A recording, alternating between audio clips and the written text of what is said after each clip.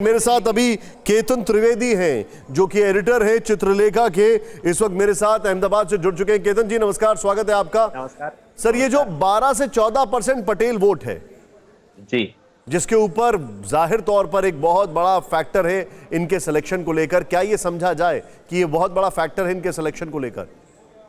जी बिल्कुल, जैसे कल्पक जी अभी बता रहे थे कि गुजरात में भाजपा का जो उदय है, भाजपा का जो राइज है 1995 से, जब केशुभाई पटेल पहली बार चीफ मिनिस्टर बने थे भाजपा गवर्नमेंट के, तब से लेके आज तक पटेल फैक्टर भाजपा के लिए बहुत ही महत्वपूर्ण रहा है। हालांकि 2007 और 12 में जब नरेंद्र भाई के सामने एक पाटीदार आंदोलन थोड़ा बहुत शुरू हुआ था, केशुभाई सामने गए, गोवर्धन झड़पिया सामने गए, तब भी somehow Narendra Modi has manage to get Patidar votes, कि पाटीदार पूरी तरह से भाजपा से उसके 1995 के बाद कभी विमुख नहीं हुए थे।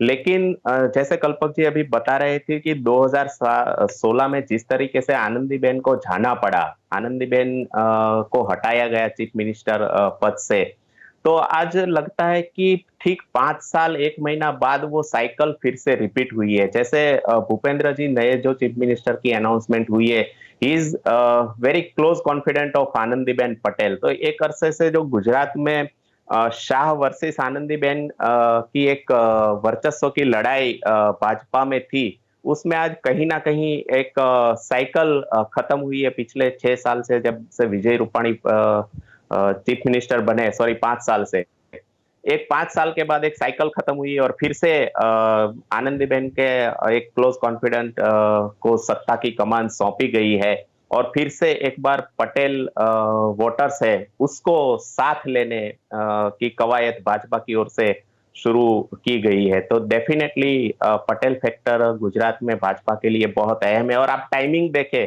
कल विजय रूपाणी के रेजिग्नेशन की अनाउंसमेंट हुई, तब भी एक पटेल समाज का एक फंक्शन चल रहा था। खुद प्राइम मिनिस्टर ने दिल्ली में बैठ के ऑनलाइन उस फंक्शन में मौजूद थे और ठीक उसी के बाद ये संकेत दिया गया। तो निश्चित तौर से ये पटेल वोट्स को साथ रखने की एक कवायद है। भाई के पास जो हमारे एडिटर है TV9 गुजरात के, कल्पत भाई एक बात बताइए मुझे। नितिन भाई पटेल ने कहा था कि अगला गुजरात का सीएम पॉपुलर होना चाहिए, एक्सपीरियंस होना चाहिए और एक्सेप्टेबल होना चाहिए। अब वो अपने मुंह से तो नहीं कह सकते थे कि मैं तीनों चीजें मुझ में हैं, लेकिन वो है ना कि हाथ में आया लेकिन मुंह तक नहीं पहुंच पाया। ये 2 बार उनके साथ हो गया।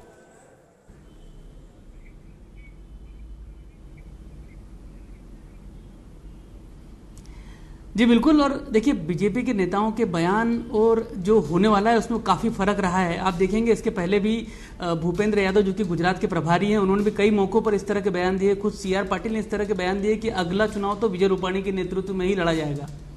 लेकिन जो होना था वो तो आज हम सभी ने देख लिया कि कमलम से जो नाम आया वो उससे एकदम साफ हो गया। कहीं ना कहीं देखिए, राजनीतिक बयानबाजी नितिन भाई को भी ऑन रिकॉर्ड इसके पहले वो बधाइयां स्वीकार करके पछता चुके हैं, तो इस बार उनको तोल मोल के बोलना था। लेकिन आज जिस तरह से भूपेंद्र पटेल के नाम पे मुहर लगी, उसके मान के चलिए कि नितिन भाई के पटेल नेता के तौर पे गुजरात बीजेपी में प्रासंगिकता को लेकर अब सवाल खड़े होंगे, क्योंकि नितिन भाई का कद कहीं बड़ा रहा है। वो पटेल समाज के बीजेपी के सबसे बड़े नेता माने जाते रहे हैं। ऐसे में भूपेंद्र भाई का सीएम के तौर पर आना, तो क्या उनके अंडर में काम करना नितिन भाई पसंद करेंगे, ये देखना भी दिलचस्प होगा। और दूसरा, लेकिन तस्वीरें इसके ठीक अलग है। मैं चाहूंगा जरा फुल स्क्रीन पर वो तस्वीरें दिखाएं कल्पत भाई। नितिन भाई थे तो जब भी बीजेपी का कल्पत भाई आप जो बता रहे हैं वो तस्वीरें ठीक उलट है। तस्वीरें देखें आप जरा। इन तस्वीरों को देखकर आप देख रहे हैं नितिन पटेल उनके बगल में खड़े हुए हैं, नितिन भाई पटेल। और यहां पर ये देखें, ये अभी आप तस्वीरों को देखेंगे और इससे साफ दिखाई दे रहा है। वो पहले वाली एक और तस्वीर जब मैं चाहूंगा अपनी टीम को जरा प्ले करें, जहां पर नितिन भाई पटेल बड़ा हाथ जोड़ के उनका अभिवादन कर रहे हैं, ये और वो उससे साफ दिखाई दे रहा है।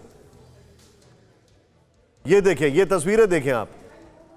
इन तस्वीरों में इससे पहले भी एक तस्वीर आई है, मैं चाहूंगा जरा वो भी रोल बैक करके वो तस्वीर भी दिखाएं, जहां पर वो आते हैं और नितिन भाई पटेल उनके बगल में दिखाई दे रहे हैं।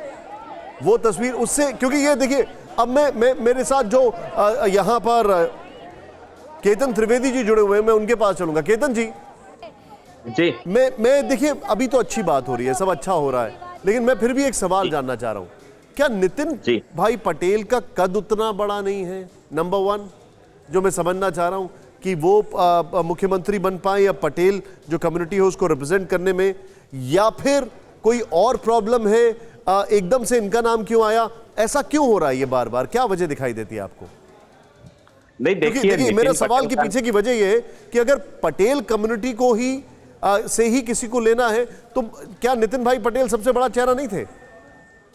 नहीं, देखिए जिस तरह से लास्ट टाइम नितिन भाई का नाम चला था, ऑलमोस्ट तय माना जा रहा था। नितिन पटेल के घर पे अगस्त 26 की बात है, 16 की बात है कि उसके घर पे मिठाई भी बांटी जा रही थी, ठीक विधायक दल की बैठक से पहले। लास्ट मोमेंट पे नितिन भाई का नाम नहीं आया, फिर उसको फिनांस मिनिस्ट्री नहीं मिली, मिनिस्ट्री में लिया गया लेकिन उसको फिनांस मिनिस्ट्री नहीं मिली। वो 2-3 दिन तक उसने अपना चार्ज मिनिस्टर के तौर पे एज्यूम नहीं किया। वो सब बातें कहीं ना कहीं आज भी भाजपा के हाईकमांड के मन में कहीं ना कहीं होगी। और दूसरा, नितिन भाई डेफिनेटली पटेल लीडर है, लेकिन he belongs to north Gujarat, Mehsana. और एज ए उसकी अभी भी इतने डिप्यूटी चीफ मिनिस्टर रहने के बाद भी उसकी जो एक अपील है, पैन गुजरात अपील, वो नहीं बना पाए with in Patel community. Saurashtra के पाटीदार कम्युनिटी में उनकी एक्सेप्टेबिलिटी इतनी नहीं है। परवाह देश की, सोमवार से शुक्रवार रात 10 बजे TV9 भारतवर्ष पर।